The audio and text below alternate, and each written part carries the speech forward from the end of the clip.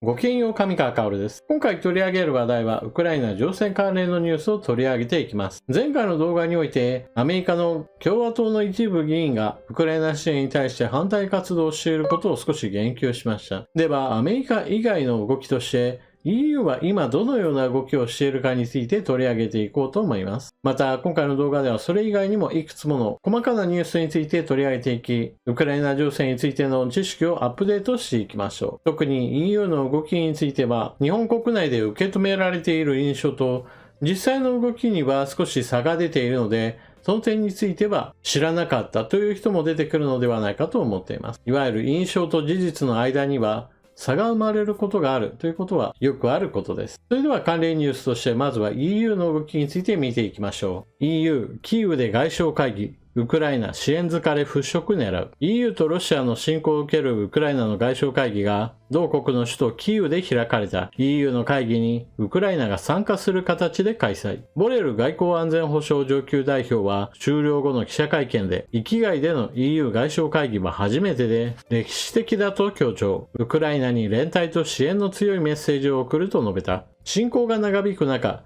EU が会議の開催地にキーウを選んだ背景には、東欧の加盟各国で目立つ支援疲れへの懸念を払拭する狙いがあったとみられる。ボレル氏は EU は結束を保っていると主張した。会議にはウクライナのゼレンスキー大統領も出席した。大統領府によると、ゼレンスキー氏はウクライナが勝利できるかどうかは EU との協力次第だと指摘。対ロシア制裁などを強化することで、戦争はより迅速に終結するとの認識を示した。ボレル氏は会見で、防衛財政面でのウクライナ支援の継続を改めて明言した。同国のウクライナの EU 加盟を認めることが安全保障上最も強力な約束だとも訴えたが、実現の時期には触れなかった。こちらの写真が今回開催された EU の外相会議です。開催された場所は EU ではなくウクライナの首都キーウです。ウクライナの首都キーウに対してロシア軍が攻撃することも現在でもたびたびあるわけですが、各国からの支援によってウクライナの首都はかなり固い防空網に守られています。そうしたこともあって EU 外相会議が開催できるようになっています。そしてEU がこうして結束を訴えたのには、ここ最近目立っている支援疲れを起こしている国があるという事実を取り上げるべきでしょう。特に経済力というのは各国によってばらつきがあります。ロシアによるウクライナ侵略に伴ってエネルギー価格や穀物価格に大きな変動が起こり、各国経済に打撃を与えました。経済力がもともとある国においては、エネルギー調達をロシア以外から行うことも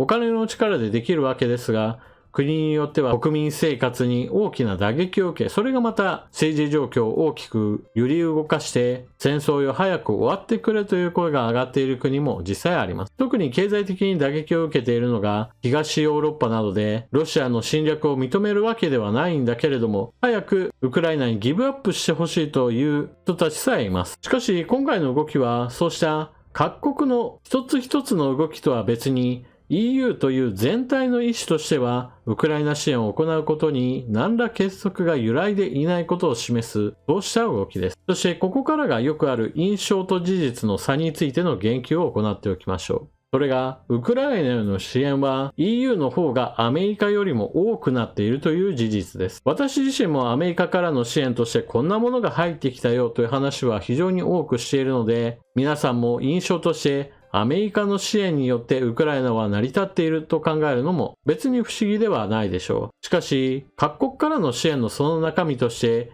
EU 全体として合計した場合においては、アメリカ一国よりも EU 全体からの支援の方が総額としては大きいのです。これはドイツの研究機関キール世界経済研究所が発表したもので、去年1月24日から今年7月末までのウクライナへの支援表明の総額まとめの結果です。EU の加盟国や機関の支援総額は20兆8000億円。一方、アメリカ単独の場合においては10兆9000億円です。もちろん、単独の組織として考えた場合において、アメリカは最も多くの支援を行っているわけで印象が強くなるのも当然です。一方で EU の加盟国はドイツ、フランス、イタリア、スペイン、ポーランドなど様々な国の集合体ですから、一つ一つの国においてはアメリカ単独と比べた場合においてはどうしても小粒になりがちで印象としては残りにくいものです。しかし合計した場合においては EU の支援総額の方がアメリカよりも大きいというのは、事実を知った場合においては少し印象が変わるのではないでしょうか。そしてここからもう一つ言及しておかなければならないのは、当初2022年においてはヨーロッパはウクライナに対する支援が立ち遅れていたという事実があります。例えばヨーロッパで一番の経済大国であるドイツは、まさにその典型例で、ロシアによるウクライナ侵略が始まったその当初、もうウクライナは滅亡するんだなという前提で動き出した国というものがどうしてもあったのも事実なのです。ところが実際には各国の恐る恐るの支援を受けたウクライナがロシア軍の首都占領を防ぎ、その後徐々に押し返していく中において、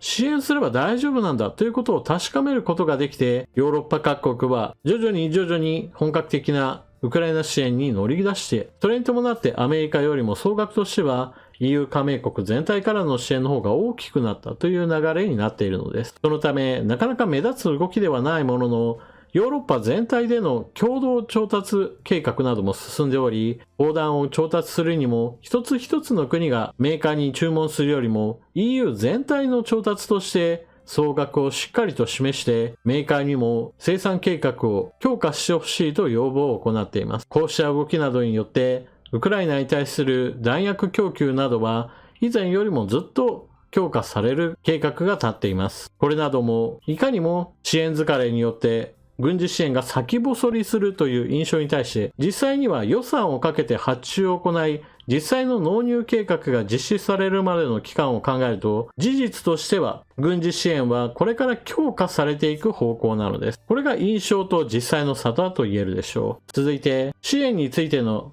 足並みの乱れの中で、ウクライナとポーランドの問題があります。黒海を通して小麦などの穀物を輸出することがなかなかうまくいかなくなったウクライナにおいては、陸路で穀物を各国に輸出せざるを得なくなった状況があります。それに伴って安いウクライナ産の穀物が大量にヨーロッパに流入したことから、東ヨーロッパではウクライナとの間で穀物の貿易摩擦が発生し、それぞれの国において自国農家を守らなければならないという政治的な動きが発生しました。そうしたこともあってウクライナに対する外交関係がギクシャクしている国の代表としてポーランドがあります。しかし、ポーランドはそうした問題がありつつも、だからといってロシアによる侵略を認めているわけではありません。そうしたこともあって、兵器についての支援は行い続けています。今日ポーランドから入った話としては、ウクライナ軍が使用し、対戦車地雷などで足回りなどが破損したレオパルト2、これをポーランド側において修理が行い、引き渡しを行ったというニュースが入っていました。ウクライナ国内においてレオパルト2の補修作業はなかなかできるものではありませんから、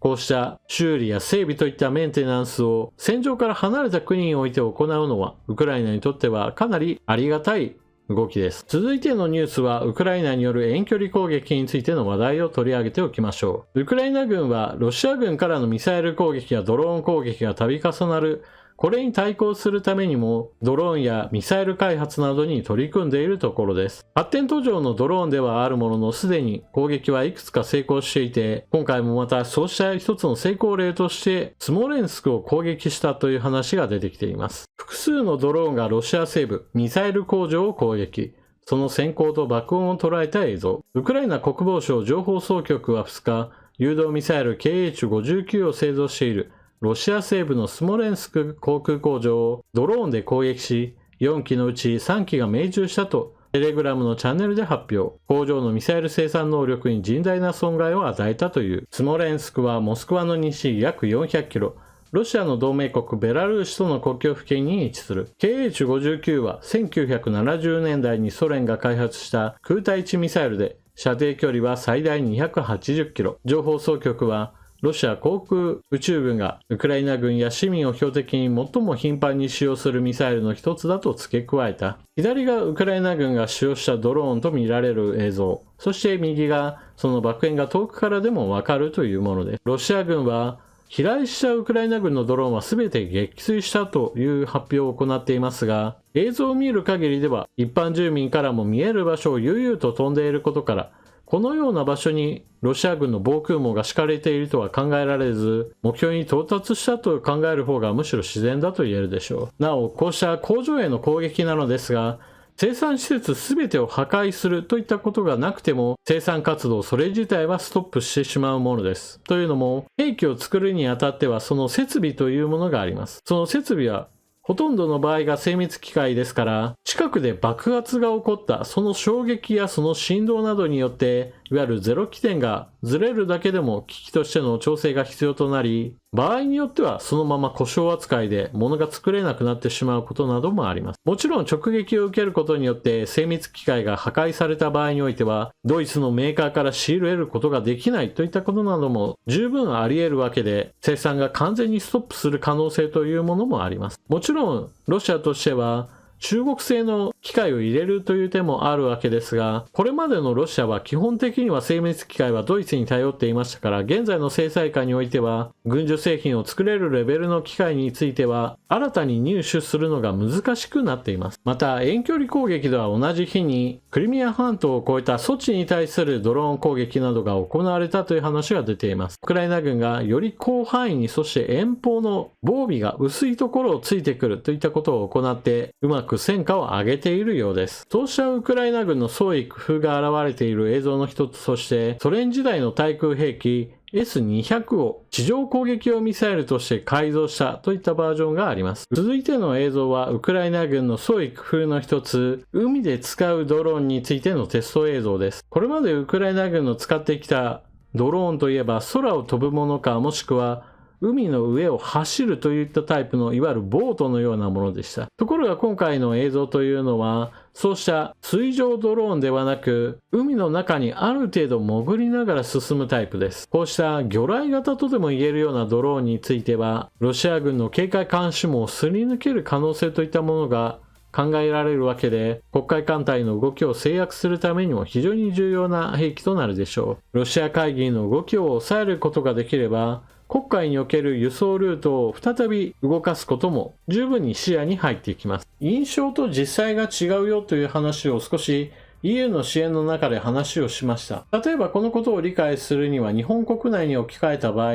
凶悪事件が増えているのか減っているのかについての話をすると少しわかりやすいかもしれません。例えば日本国内において凶悪事件が発生すると、それは大々的に取り上げられ、ニュースで連日取り上げられることも珍しくはありません。そのようなニュースを目にすると、日本の治安はすごく悪くなってしまったに違いないと印象を受ける方はきっと多くおられるでしょう。ところが実際においては、統計上のデータとしては、日本国内における凶悪事件の発生件数それ自体については右肩下がりになっています。なぜそのようにして実際には凶悪事件の件数が少なくなっているにもかかわらず、印象として日本の治安が悪化し凶悪事件がすごい増えているぞと感じてしまうかといえば、ニュースという一つ情報を見るといった場面が増えていることによって、あたかもそれによって全体の件数もきっと増えているだろうと、いわゆる誤認してしまうわけです。現実においては昔の方が凶悪事件がたくさん起こっていた。しかしそれはたくさん起こっているからこそありふれた犯罪だったとも言えるような状況の中で取り上げる事件はよほど凶悪残忍なものばかりだったといったこともあって、今の方がむしろ一つ一つの凶悪事件がより大きなニュースとして取り上げられやすくなったといった面があるわけです。そのようにニュースとして見るか見ないか、その頻度といったものを考えた場合において、ウクライナに対する支援が増えているのか減っているかといった話をしたときに、印象として支援疲れを起こしている国がある、もしくは物価高やインフレなどによって国内情勢の変化に伴ってウクライナ支援をやめた方がいいという選挙結果が出る国が発生しているよという話を聞くと、少なくとも今まではそういったニュースがなかったわけですから、傾向としてウクライナ支援もこの先先細りになってもう終わってしまうんだなという印象を持ちがちになるわけです。しかし今回の動画でも一つ取り上げましたが、実際にはこれから予算がついてそれが実施されて物が運ばれてくるという時間差が発生することによって、むしろ軍事支援はこれからが徐々に右肩上がりになっていくというのが現実なわけです。ただこの話の一つ注意点は、もちろん言わなければならないこととして、同じように軍事費を積み増しているのはロシア側の方もそうで、ロシアの方としても戦場において次々と撃破される戦車や装甲車、榴弾砲などを補充しなければならないから、ソ連時代のものをどんどんと再生し、プラスアルファ新規製造できるものはなるべく作ろうと取り組んでいるところです。ですから、双方において兵器や弾薬の増産がかけられている状況で、さあ、どっちの方がよりうまく物を調達し、前線に行き渡らせることができ、戦場においてうまく活躍させられるかといったところが、これからの情勢変化に影響を与えるわけです。というわけで、今回の動画はここまで。ウクライナ情勢を追っていくときに必ず出てくるのが、受ける印象と実際の動きのその中には、必ず報道機関によってその差が出てしまいますから、実際のところどうなのかなといった気持ちは常に持ち続けている必要があるでしょう。今まさに起こっていることというのを知るのも大事ですし、同時に長い目で見た場合においてどのような傾向なのかといったことも同時に把握しておくことが全体状況を理解するのに非常に重要です。部分と全体というのはある程度分けて情報を集めるとともに、自分の頭の中でその情報を結合していくこともまた忘れてはならない作業なのです。というわけで今回の動画はここまで。最後までご視聴いただきありがとうございました。チャンネル登録していない方はぜひともチャンネル登録していってください。そして動画を見終わった後、役に立ったなという方はぜひとも評価ボタンのクリックと SNS 等での拡散、またスーパーチャットなどのご利用もよろしくお願いします。それでは次の動画でまたお目にかかりましょう。またね。